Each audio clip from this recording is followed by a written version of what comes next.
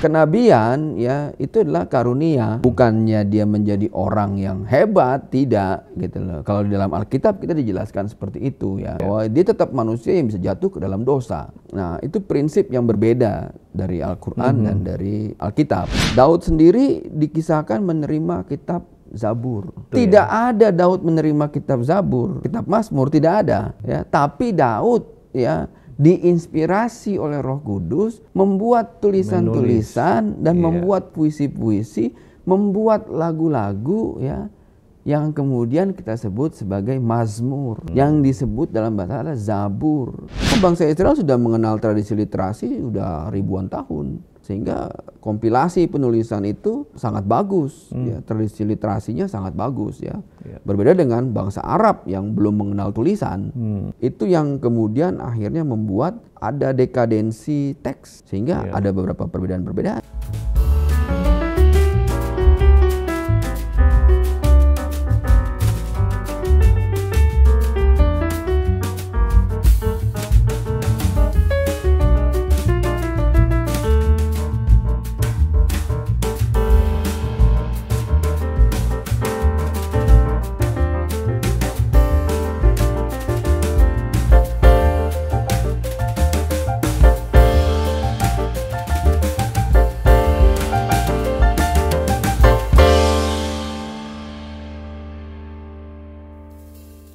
Shalom, God lovers.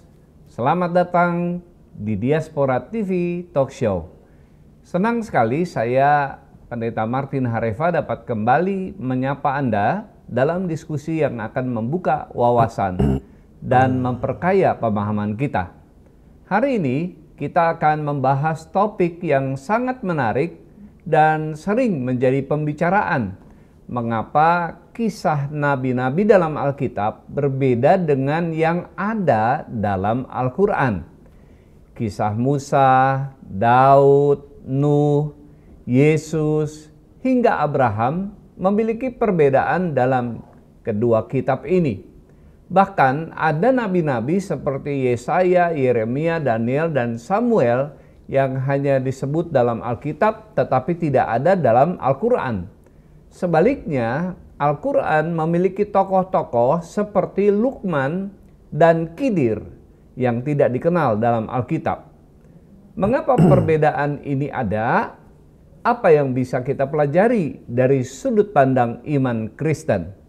Untuk membahasnya, kita kembali kedatangan tamu yang sangat istimewa, Pendeta Arif Mirjaya, seorang mantan Muslim yang kini menjadi pendeta, serta mahasiswa program Pasca Sarjana di Hebrew University of Jerusalem dengan spesialisasi dalam kajian kitab suci dan sejarah Israel kuno.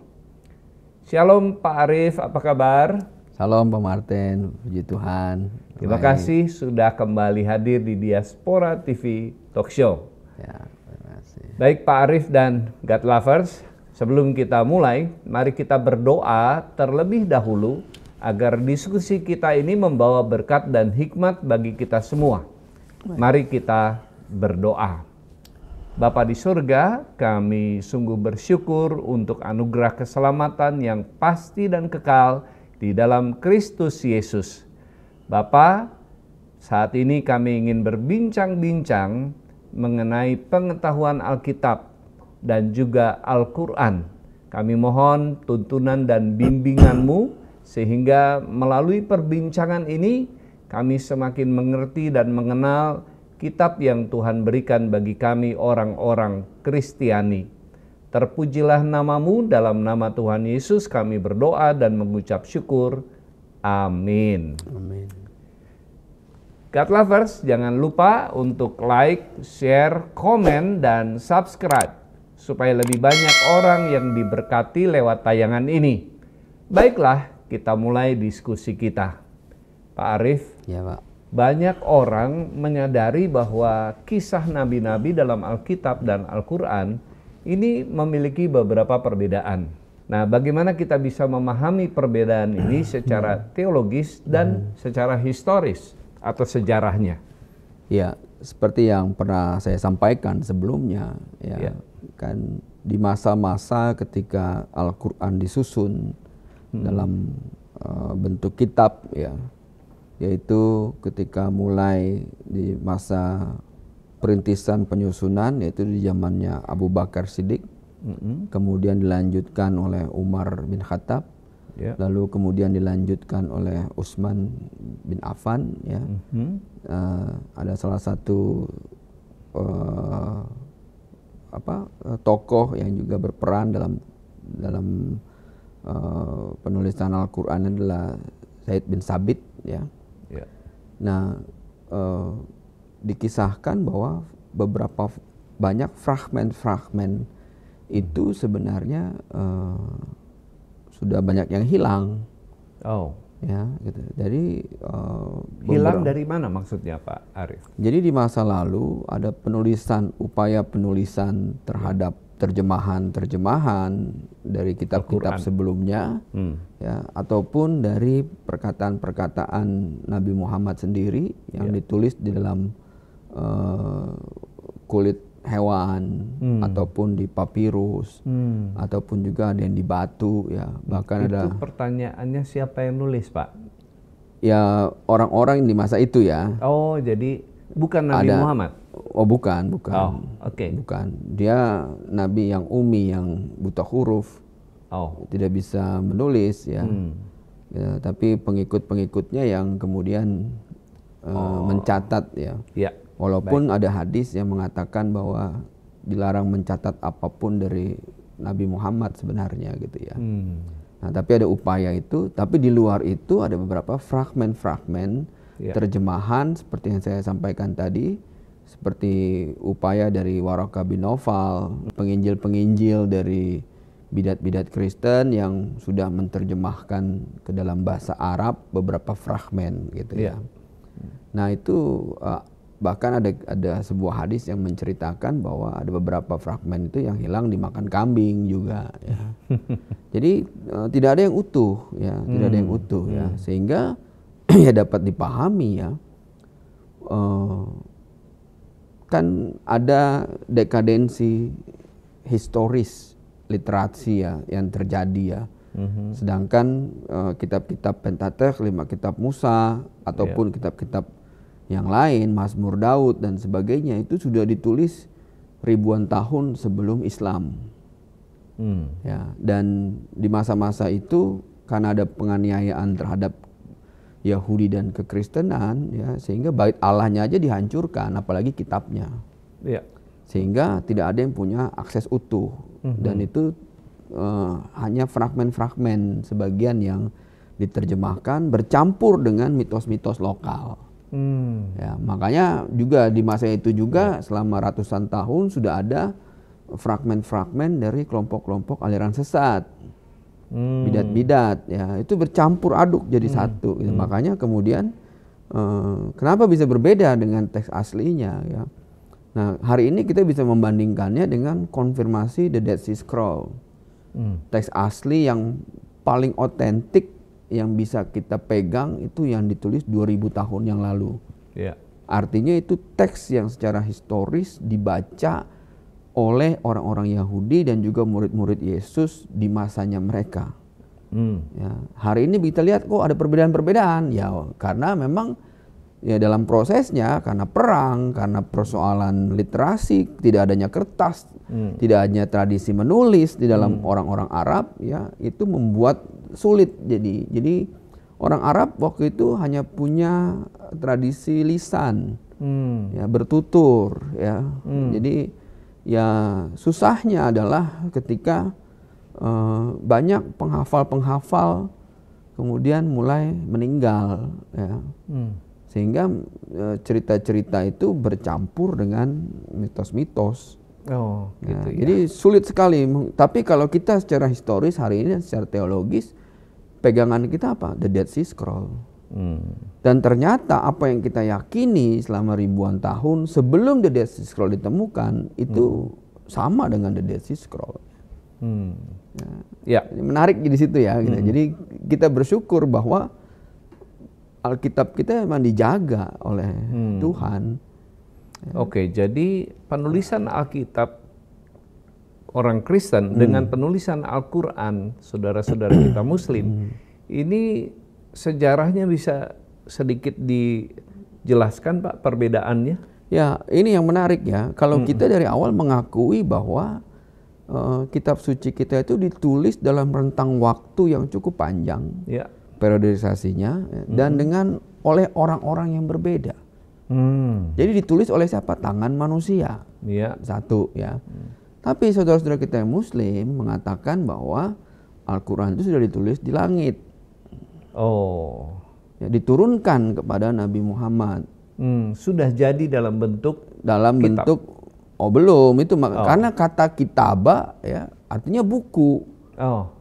Oke. Masalahnya satu, kita dulu nggak punya buku ya itu, dan Alkitab kita pun nggak dalam bentuk buku dulunya, itu dalam bentuk gulungan kitab ya. Ya, itu yang disebut buku ya akhirnya. Nah, ini jadi problem satu ya.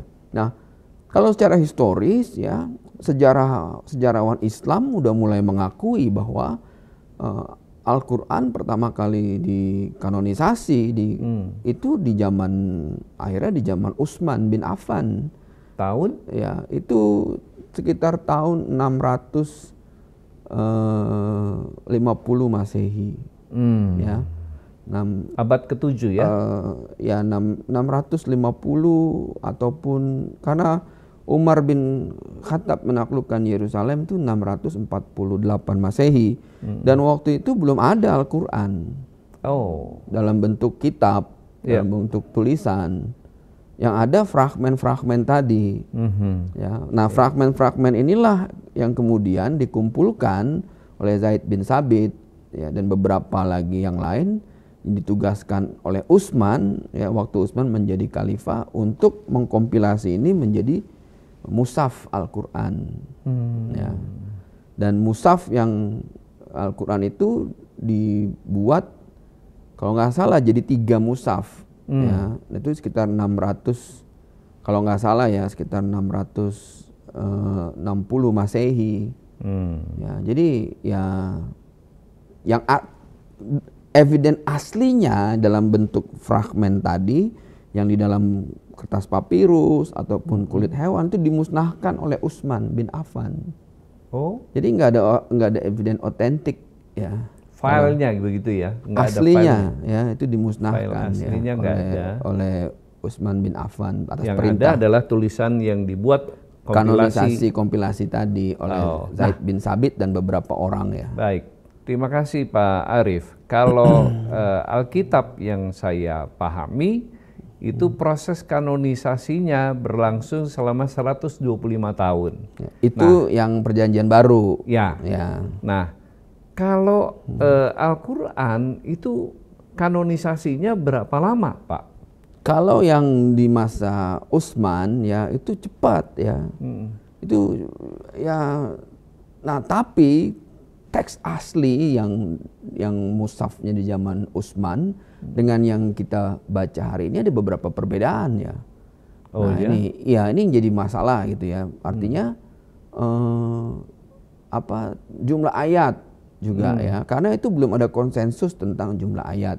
Lalu penggunaan kata Bismillah, apakah dipakai di setiap surah ya kata Bismillah atau tidak ya, atau dihitung ya, karena itu beda tafsir akhirnya tentang itu. Nah kalau di dalam kekristenan kita diajarkan bahwa kanonisasi itu sebuah proses yang kayak misalnya teks tertua dalam Perjanjian Baru itu mungkin adalah Galatia atau Tesalonika. Ya, yang ditulis sekitar tahun 48 Masehi atau sekitar 50 Masehi. Artinya itu masa sebelum penghancuran Yerusalem. Tapi masa setelah Yesus naik ke surga. Ya. Jadi ada jeda sekitar 10 sampai 20 tahun. Ya, itu penulisannya. Nah, eviden itu masih ada nih. Ya. Teks asli dalam bentuk-bentuk scroll itu masih ada. Nah, di dalam Islam teks asli dalam itu sudah dimusnahkan oleh Utsman bin Affan. Ya, atas Tujuannya? perintah agar tidak terjadi perbedaan-perbedaan. Ya, karena dia mencoba untuk mengkompilasi secara utuh semuanya, ya. Tapi yang jadi problem adalah kita nggak punya eviden apakah itu sama dengan yang aslinya atau ditulis ulang jadinya. Begitu ya. Karena dalam tradisi literasi historis ya itu bisa terjadi. Ya, misalnya teks tertua di dalam bahasa Arab di Birmingham, Inggris ada eviden manuskrip Al-Quran yang lebih tua daripada Nabi Muhammad. Ya, artinya sudah ada upaya penulisan itu sebelumnya dan itu terselamatkan yang itu. Ya, kita bisa lihat di Birmingham. Ya, berarti sudah ada upaya penulisan teks-teks ya, baik itu terjemahan Alkitab ataupun teks-teks yang beredar di masyarakat pada masa itu, ya, yang berusaha diterjemahkan ke dalam bahasa Arab gitu ya. Karena tradisi literasi Arab itu baru di abad 5 atau 6 Masehi ya. Sementara tradisi literasi Ibrani itu sudah 2000 tahun sebelumnya. Makanya kalau di dalam kita balik ke dalam historik kritik teks ya, bahwa kita lihat ya kita sangat terbuka dengan kritik teks, tapi di dalam Islam nggak bisa. Oh, jadi pokoknya yang ditulis oleh Utsman di zamannya itulah kitab yang diturunkan. Ya, itu pun hari ini masih ada perbedaan dengan teks yang ada sekarang ya. Gitu ya. Jadi Al-Quran yang sekarang itu, karena pada masa itu baru 3 kitab Al-Quran yang ditulis tangan ya. Karena belum ada mesin cetak. Kebayang di masa lalu. Belum berapa tebalnya ya. Ya, dan itu dulu nggak ada kertas. Ya, itu ada di papirus ya jadinya. Papirus ya. Kayak itu. Gitu. Dari tanaman yang kemudian diolah, dikeringkan dan menjadi kertas. Apalagi teks yang sekarang ya itu sudah banyak ekseges ya atau penambahan. Ya, artinya dalam kurung, kalau dalam terjemahannya itu ada dalam kurung. Itu ada penambahan kata. Ya, harusnya tidak ada kata Muhammad, dikasih kata Muhammad misalnya. Harusnya tidak ada kata Ismail, ditulis Ismail misalnya ya. Nah, kakek saya dulu adalah penerjemah Al-Quran untuk Angkatan Darat. Tahun 64. Saya masih ada terjemahan beliau yang asli masih ada, dan saya suka lihat, oh ini ada yang berubah. Ya, terjemahannya ya, itu berubah gitu loh. Ya, apapun itu kita tetap menghormati kitab yang dipahami sebagai itulah yang diturunkan, gitu ya. Tapi kita ingin melihat perbedaannya karena kita juga punya Alkitab yang ternyata nabi-nabinya mirip namanya. Nah, ini kisah Musa ini sangat penting dalam Alkitab maupun Al-Quran. Ya. Bagaimana perbedaan peran dan pesan yang dibawa oleh Musa dalam Alkitab maupun Al-Quran? Mirip bukan berarti sama ya. Ya, mirip bukan berarti sama ya. Nah, jadi kalau Musa itu, ini pertama saya harus kasih pemahaman bahwa mayoritas nabi ya dan rasul di dalam Al-Quran itu adalah orang Yahudi. Ya. Kecuali Muhammad tidak ada di dalam Perjanjian Lama ya. Lalu juga Khidir tadi ya, itu juga kalau di dalam mitosnya Khidir itu adalah sahabat dari Alexander Agung. Ya, Alexander Agung itu juga ada sebuah hikayat mengatakan dia adalah nabi. Alexander the Great ya, Alexander Agung di kita bukan ya. Ya, Makedonia sebenarnya. Makedonia ya. Sebenarnya. Dialah yang membuat itu Dekapolis pertama kali ya. Tapi memang banyak kisah yang mengatakan bahwa Alexander Agung itu sedang mencari Tuhan ya. Nah, dia punya sahabat yang namanya Khidir. Ya, dikisahkan bahwa Khidir lah yang kemudian meminum air kehidupan sehingga dia menjadi kekal katanya. Ya, itu ada hikayatnya tentang itu ya. Itu satu lagi ya. Nah, Tapi nabi-nabi yang paling utama itu semua adalah kisah-kisah dari kisah-kisah Judaisme.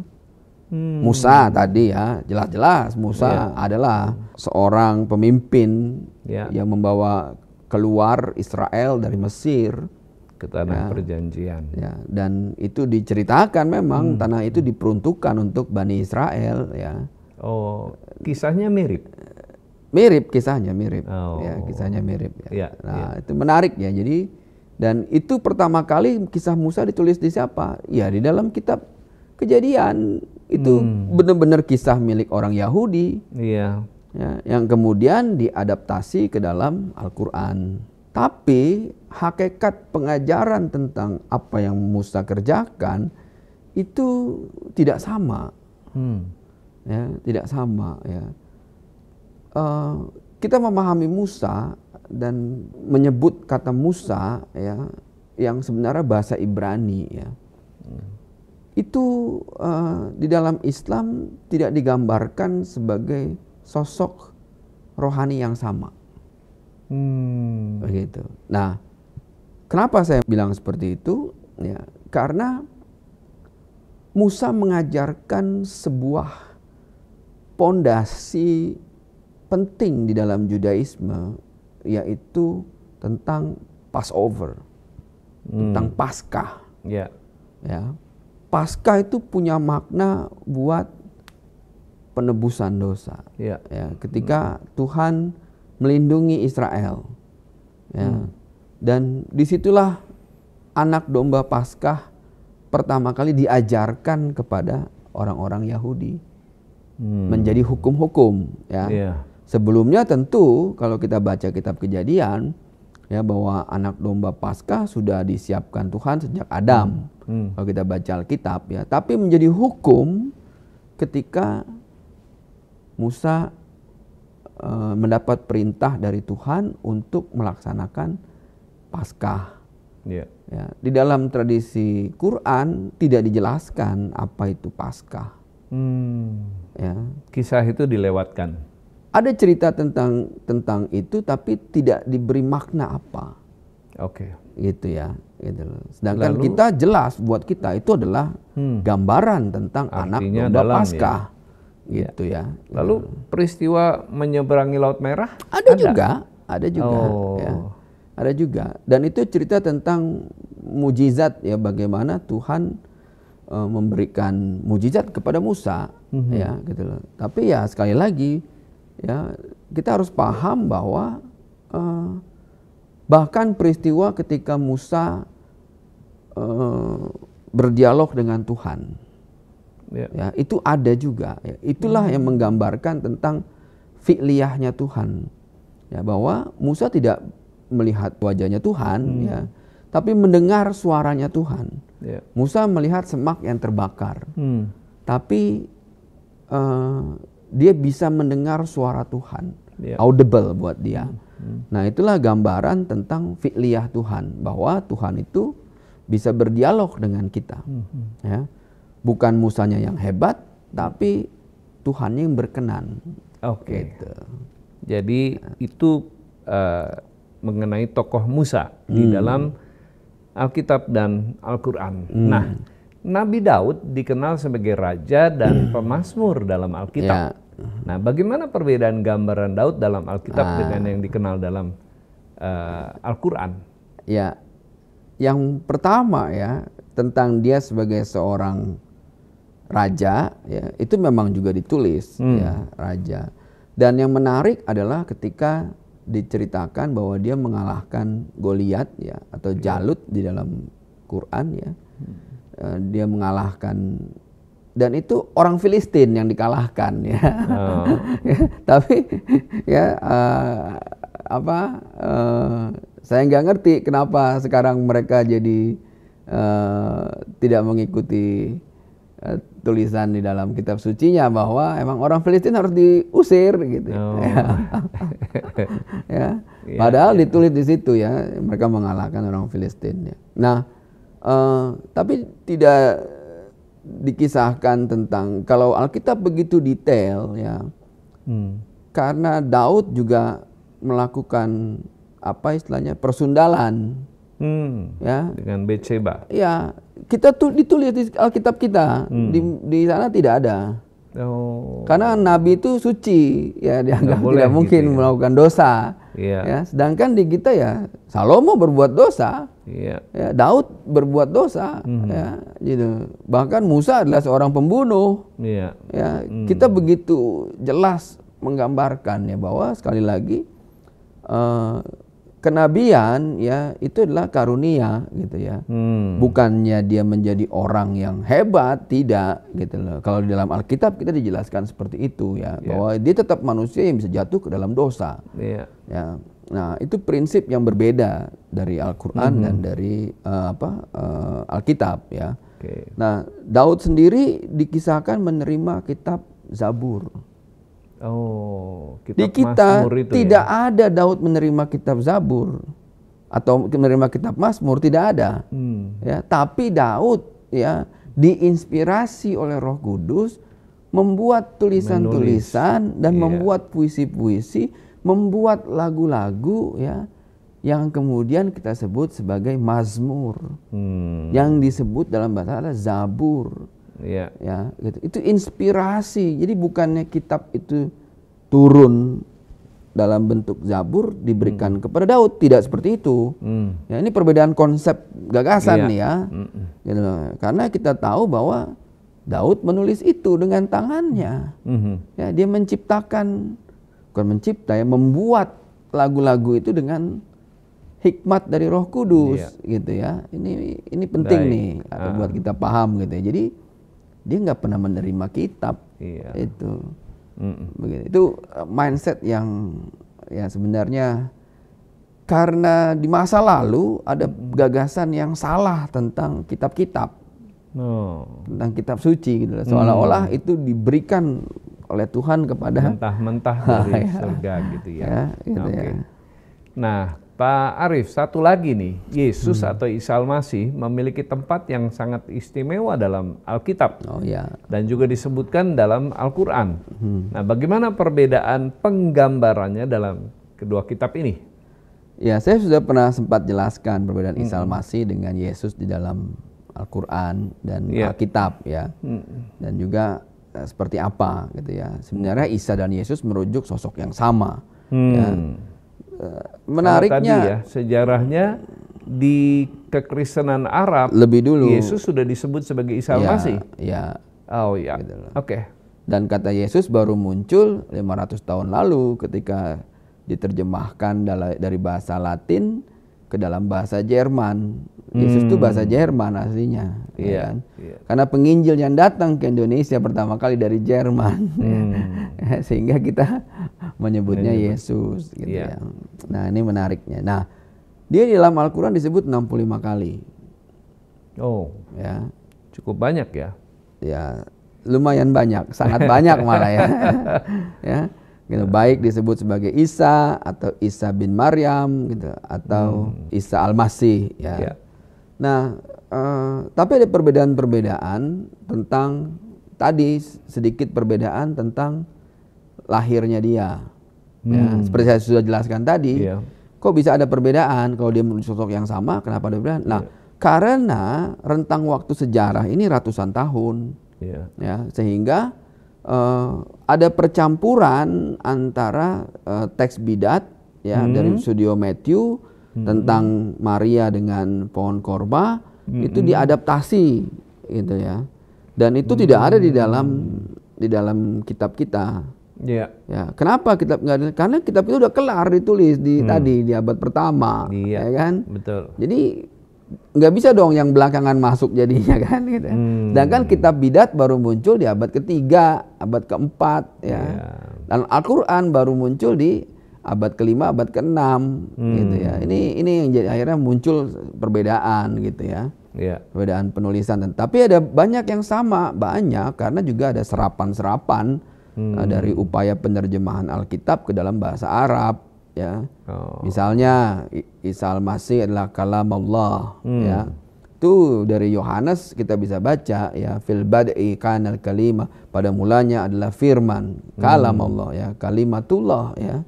Itu sudah ada dalam kitab Yohanes. Itu 600 tahun sebelum Al-Quran menuliskan itu. Ya, misalnya dia menghidupkan orang mati, sudah ada 600 tahun sebelum Al-Quran, ya.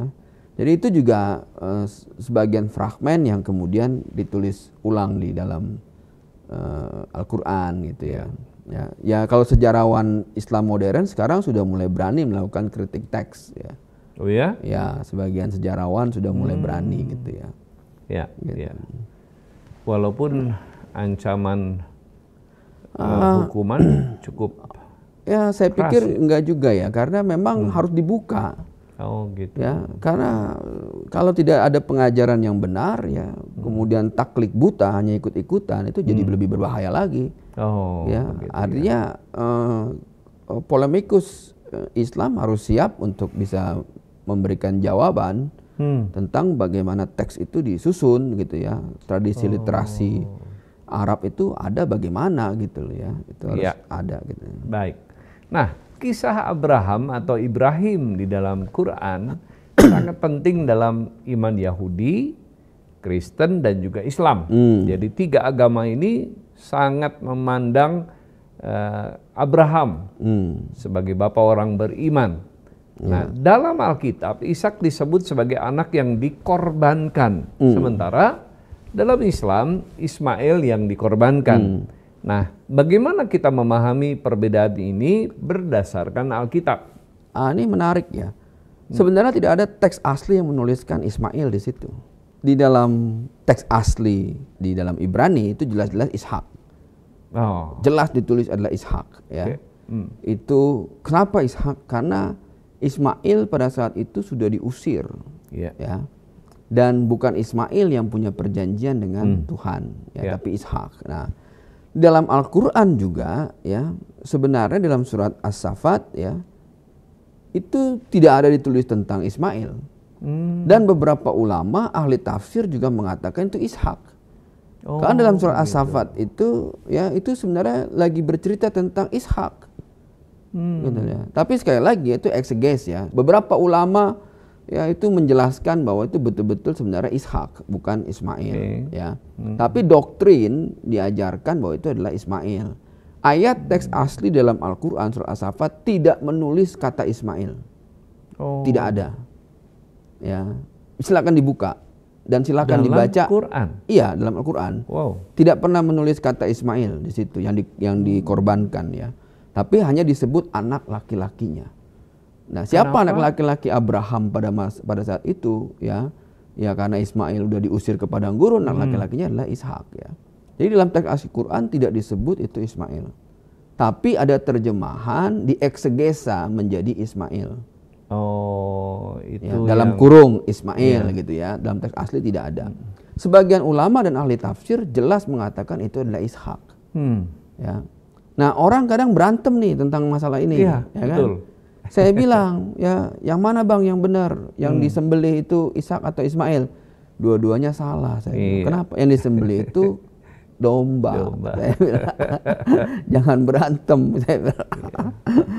Ya, gitu. Jadi kita harus nyari common ground, ya, gitu. Bukan kompromi, tapi kita harus menegaskan dalam teks asli apa. Ya, kita harus jelasin gitu. Tapi ujung-ujungnya yang disembelih siapa? Yang disembelih adalah domba. Gitu ya. Nah, Pak Arief, bagaimana perbedaan kisah Nabi Nuh dalam Alkitab dan Al-Quran? Terutama tentang siapa saja yang selamat dari air bah. Ini menarik nih sebenarnya. Ya, jadi kalau dalam Islam, istri Nuh itu masuk dalam golongan kafir. Ya, tidak diselamatkan. Ya, tapi di kita diceritakan istri Nuh juga ikut selamat dengan. Ini sama-sama membuat kapal juga. Sama. Sama. Bedanya adalah ya tentang ukuran kapal dan sebagainya diceritakan details. Kalau di kita diceritakan begitu details. Kenapa? Betul. Karena itu adalah gambaran tentang ukuran bait Allah. Jadi orang-orang Ibrani ini sebenarnya sedang dididik oleh Tuhan untuk tahu ini loh ukuran bait Allah. ya, panjangnya berapa, Iya, iya. tingginya Berapa berapa. hasta, berapa Iya, hasta, itu ya. menggambarkan nubuatan dan angka-angka ilahi. Makanya saya katakan ceritanya ada tapi out of context. Oh, iya, iya. Ya, tapi kalau di Alkitab konteksnya jelas. Hmm, Ya, nubuatan itu jelas ya. iya. Nah, yang diselamatkan juga berbeda ya, bahwa Nuh adalah bapak dari semua orang yang diselamatkan. Oke. Ya. Nah, dan kita harus ngelihat gitu ya. Teman-teman kita di Muslim mengkritik tulisan di dalam Perjanjian Lama tentang Nuh yang akhirnya sempat minum anggur dan mabuk. Masa Nabi minum anggur dan mabuk? Iya. Nah, itu di situ kita paham konsep kenabiannya berbeda dengan apa yang kita. Karena di dalam tradisi Judaisme, Nuh bukan masuk dalam golongan nabi. Iya. Ini harus dipahamin Iya, ya. iya. Ya, dalam tradisi Judaisme Nuh bukan golongan nabi gitu ya. Jadi kisah itu di sebelah dihapus, dihilangkan. Iya, itu tidak ada di sebelah. Tidak ada ya. Ya, nggak ada ya. Nah, lalu yang menarik adalah tentang air bah. Kalau kita lihat ya di dalam kekristenan, peristiwa air bah itu adalah baptisan pertama Tuhan ke seluruh makhluk di bumi. Kita harus paham nih, ditenggelamkan itu semua. Simbolnya itu adalah bahtera Nuh. Ya. Karena bahtera Nuh ini adalah simbol dari keselamatan. Ya. Ini kita harus paham tentang maknanya. Di dalam bahasa Arab, tenggelamkan itu adalah sibgah. Sibgah itu artinya tenggelam. Iya. Ya, tenggelam itu artinya apa? Ya di bawah air, ya, tenggelam. Itu boleh dikatakan baptisan pertama.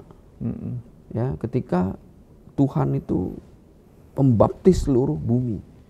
Karena ada orang berdosa yang kemudian ditenggelamkan. Konsepnya sama dengan kita.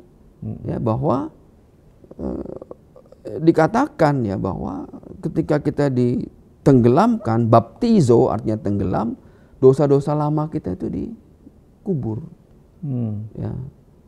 Kita harus ditenggelamkan. Nah, yang menarik adalah ya, ada dalam surat Al-Qamar ya, dalam teks asli itu diceritakan ya bahwa orang-orang yang lalim, yang zalim, yang berdosa itu harus ditenggelamkan. Tapi ya yang diselamatkan oleh Tuhan itu diangkat ke atas kayu dan paku. Menarik ya. Teks yang dipakai itu kayu dan paku dalam surat Al-Qamar. Iya. Ya, surat Al-Qamar ya.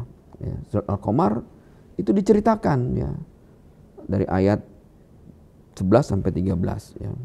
Jadi ini sebenarnya kalau di kita karena bahtera Nuh itu terbuat dari kayu dan paku yang menggambarkan jalan keselamatan. Ya. Yang juga kalau di kita dalam Alkitab itu adalah gambaran tentang kedatangan Kristus. Iya.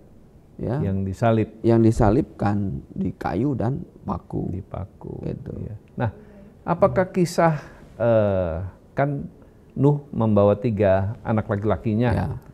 Itu kan menjadi 3 keturunan bangsa-bangsa di Ya. dunia akhirnya. Nah, apakah itu juga diceritakan ada dalam kisah di Al-Quran? Diceritakan tentang ketiga anaknya, tapi secara lebih details ya, itu adanya di tafsir ya, dijelaskan ya. Nah, Iya, kalau di iya. kita diceritakan dengan detail, Iya. ya sangat details ya, diceritakan Sem itu yang jadi bangsa Semitik, ya, yang hari ini itu membawa garis dari keturunan Nuh sampai ke Abraham, ya, sampai ke kalau kita lihat hidupnya Nuh ya, bahwa Sem hidupnya saya ketemu dengan Abraham, ketemu dengan Ishak.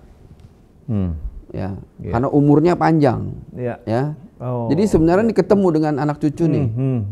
Ini menarik nih ya, Iya, gitu ya. anak cucu cicit. Iya, gitu loh. Itu ketemu tuh seret dalam garis genealoginya.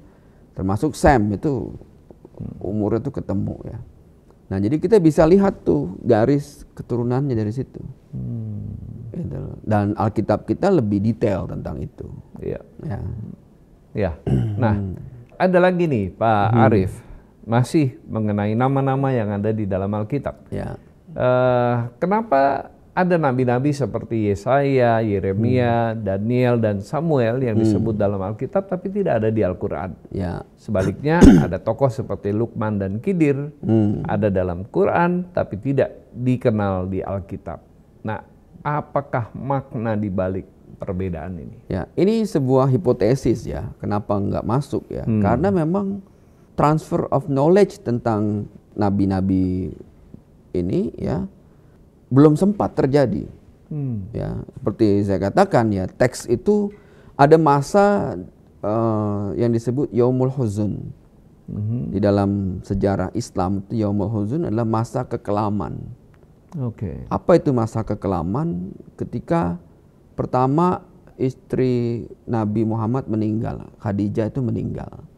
Yang kedua Waraqah bin Naufal yang pertama kali mengkonfirmasi kenabian dia itu juga meninggal. Seperti kita tahu sejarahnya, Waraqah bin Naufal adalah tokoh penginjil Kristen bidat yang sudah menerjemahkan teks-teks Alkitab ke dalam bahasa Arab ya. Beberapa fragmen, tidak utuh mungkin ya. Yang ketiga adalah pamannya dia Ali bin Abi Thalib meninggal. Ya. Nah, dikisahkan ya itu ada wahyu terhenti. Pada masa Yaumul Huzun itu. Wahyu terhenti ya. Nah, kemungkinan ya ini sebuah hipotesis ya. Kalau secara historis teks ya, sehingga nama-nama ini belum sempat diterjemahkan atau belum sempat diajarkan gitu ya. Sehingga nama-nama ini tidak tertulis. Ya, jadi tentang Nabi Yesaya, Yeremia, Daniel, Samuel dan seterusnya. Nah, kalau Khidir ya, yaitu Khidir itu dikisahkan ini bukan dari Al-Qur'an ya, tapi dari sebuah hikayat ya. Dikisahkan bahwa dia adalah sahabat dari Alexander Agung. Ya, yang mencari air kehidupan. Kisahnya begitu.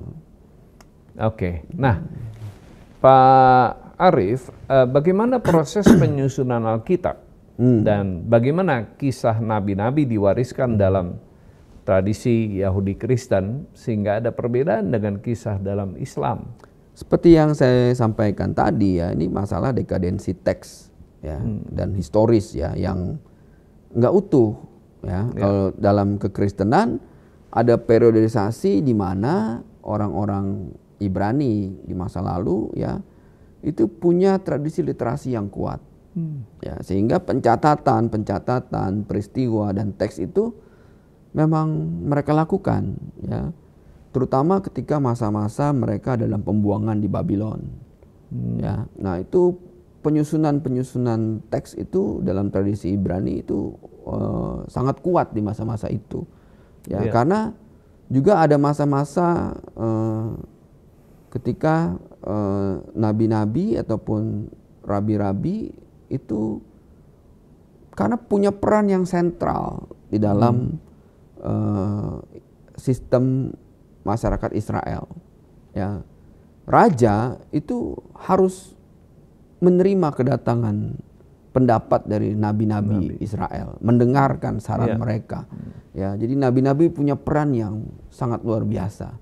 Ya, dan disitulah mereka punya boleh dikatakan fasilitas untuk menuliskan rema dari Tuhan ya. Sehingga karena bangsa Israel sudah mengenal tradisi literasi sudah ribuan tahun ya, sehingga kompilasi penulisan itu sangat bagus ya, tradisi literasinya sangat bagus ya.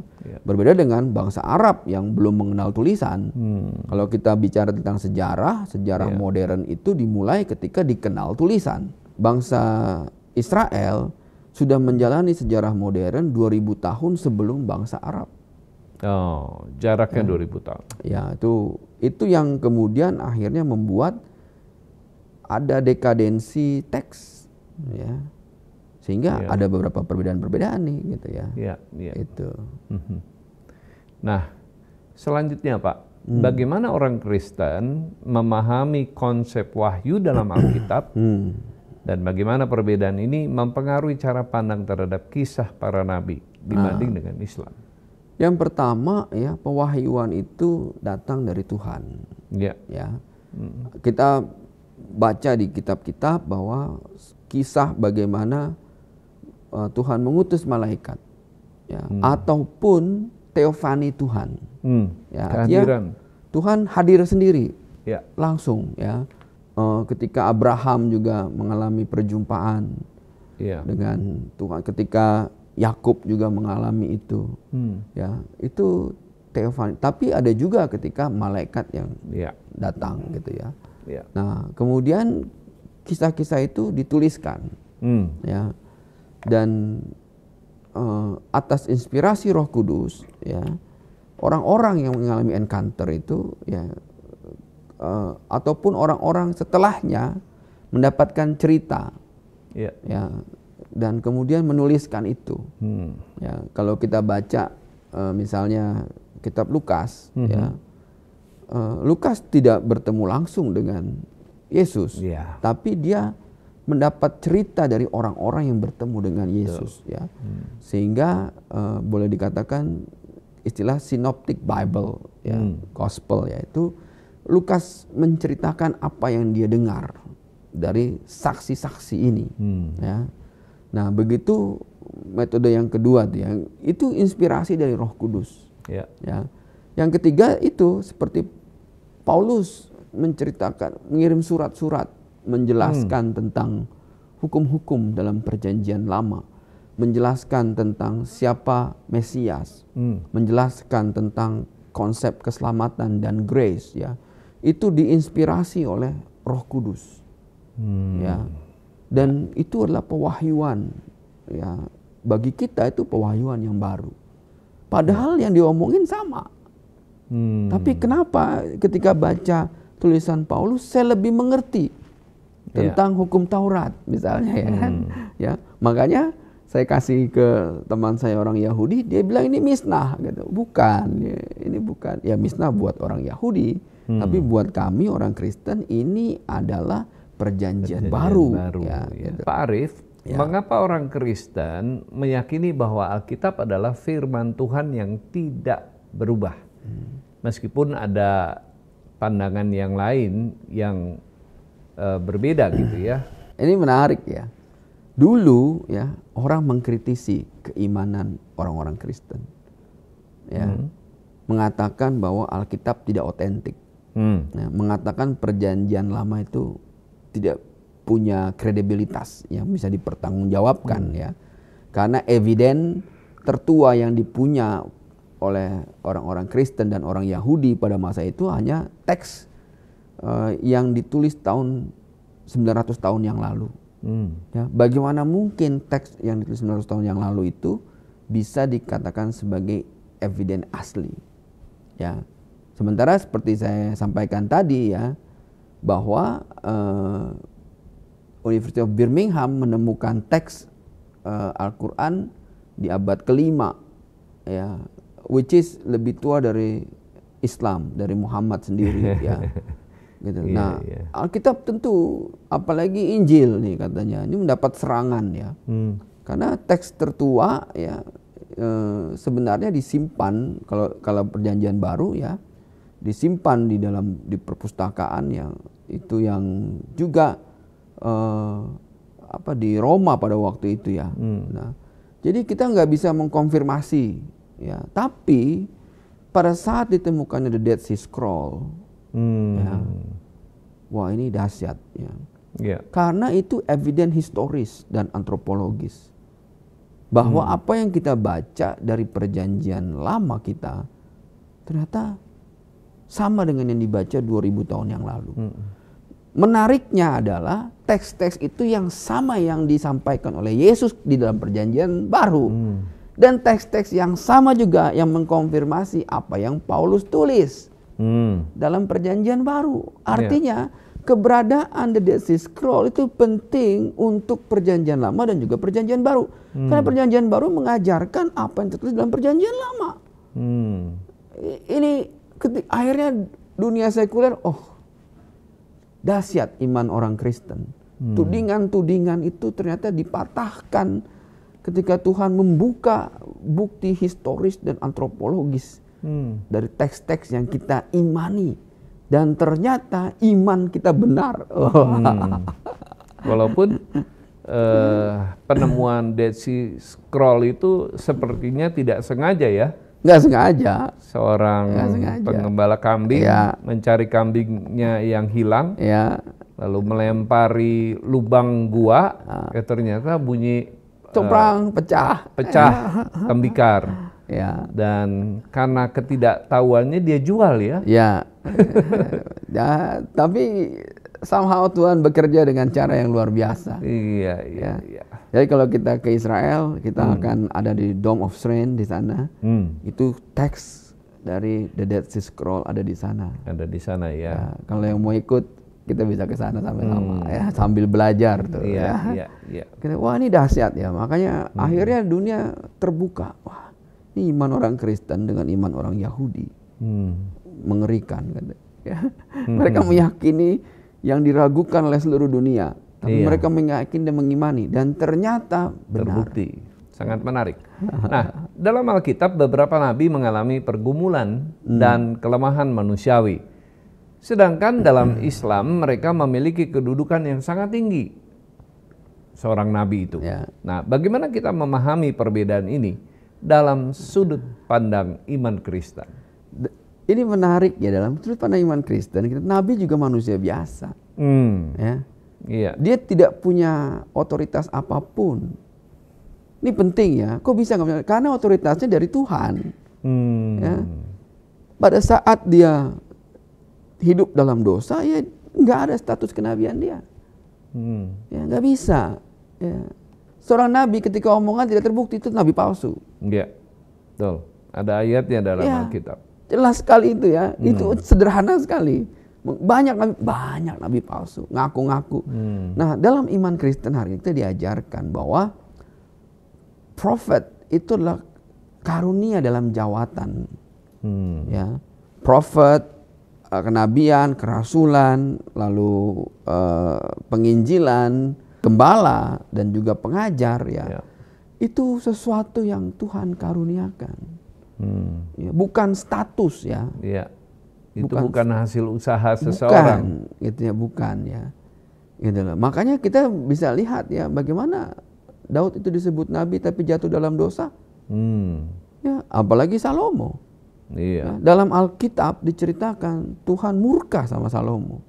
Sampai dia mati Tuhan murka. Kenapa?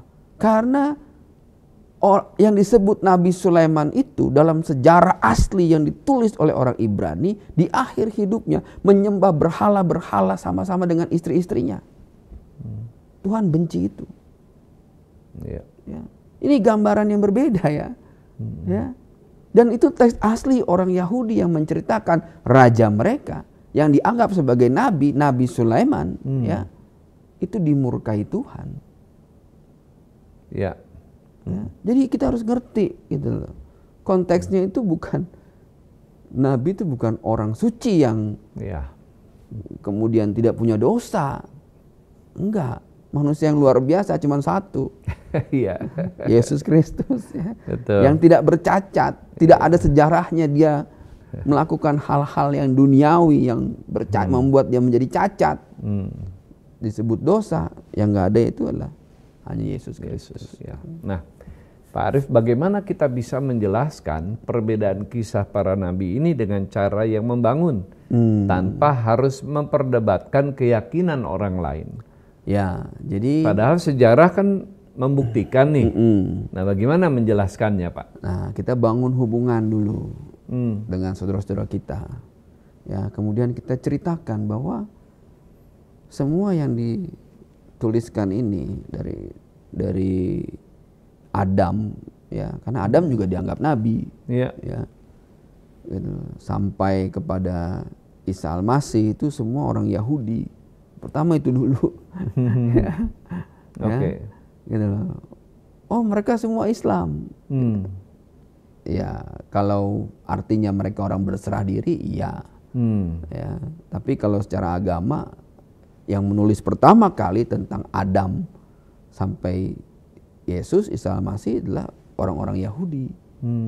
Ya, itu menceritakan sejarah nenek moyang mereka.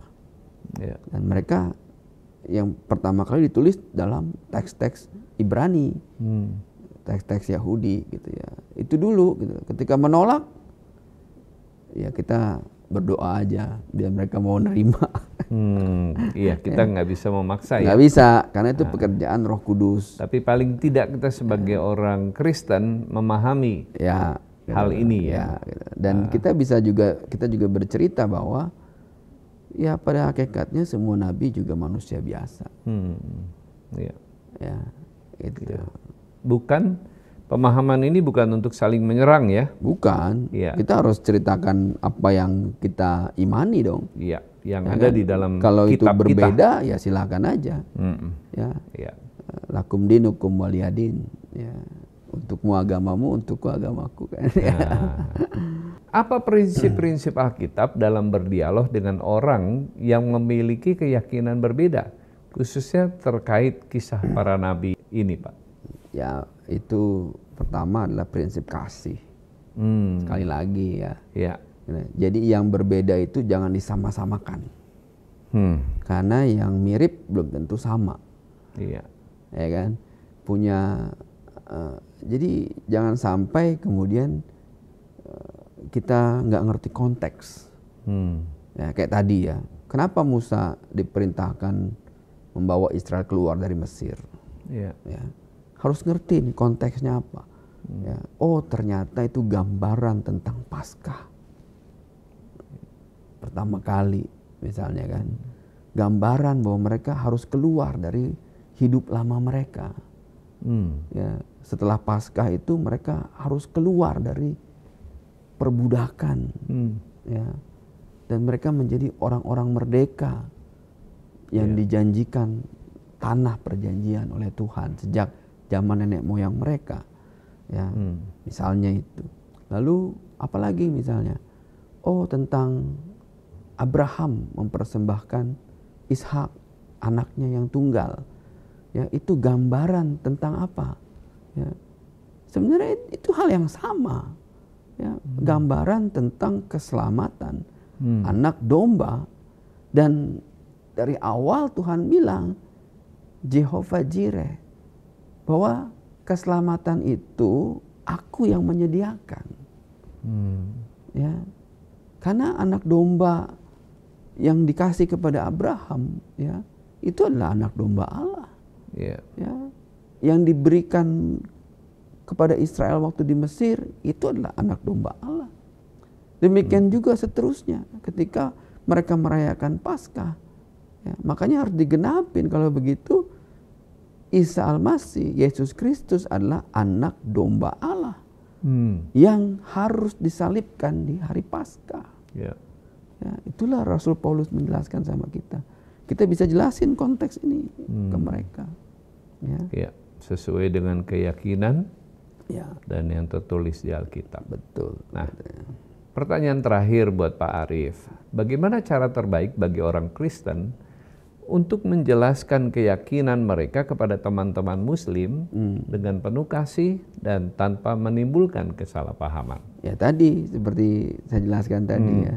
Bangun dialog, bangun hubungan, bukan kompromi ya. Ya, bukan kompromi ya. Dan kita tahu ada janji Tuhan untuk mereka. Mau enggak ya? Karena keselamatan itu kita terima dengan apa? Dengan iman percaya. Ya. Dan tidak boleh maksa. Ya, harus menerima keselamatan kamu katanya. Nggak boleh pakai ngancem ya. Nggak bisa. Masuk neraka gitu ya. Nggak bisa. Gitu. Kalau kamu tidak mau, wah misalnya. Karena walaupun di saudara-saudara kita yang Muslim ada hadis ya mengatakan letakkan pedang di leher musuhmu, paksa dia untuk mengucapkan syahadat, dia udah Muslim katanya. Tapi itu nggak berlaku untuk kita.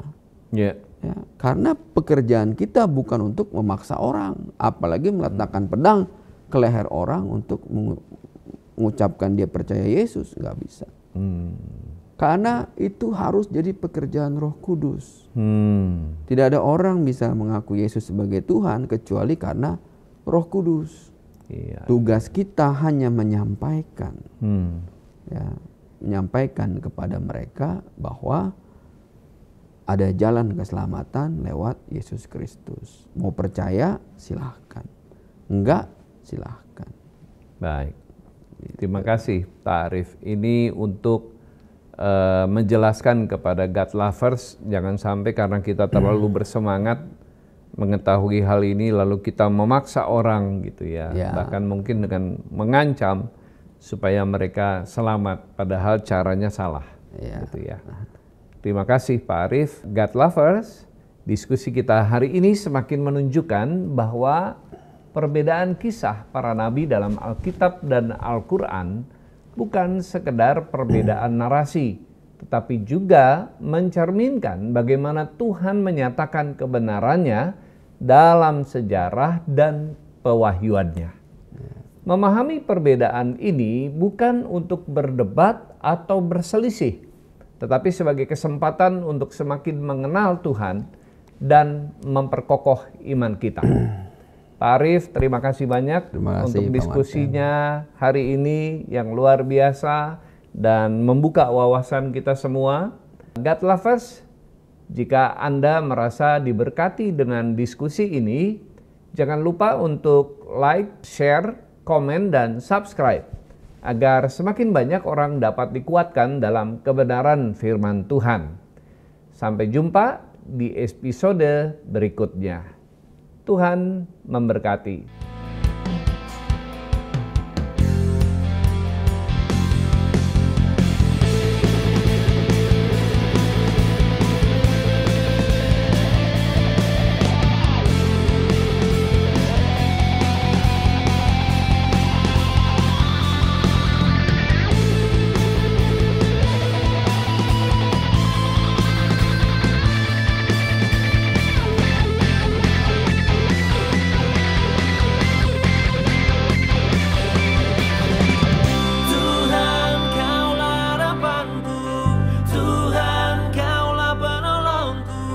Takkan pernah kau biarkan aman selalu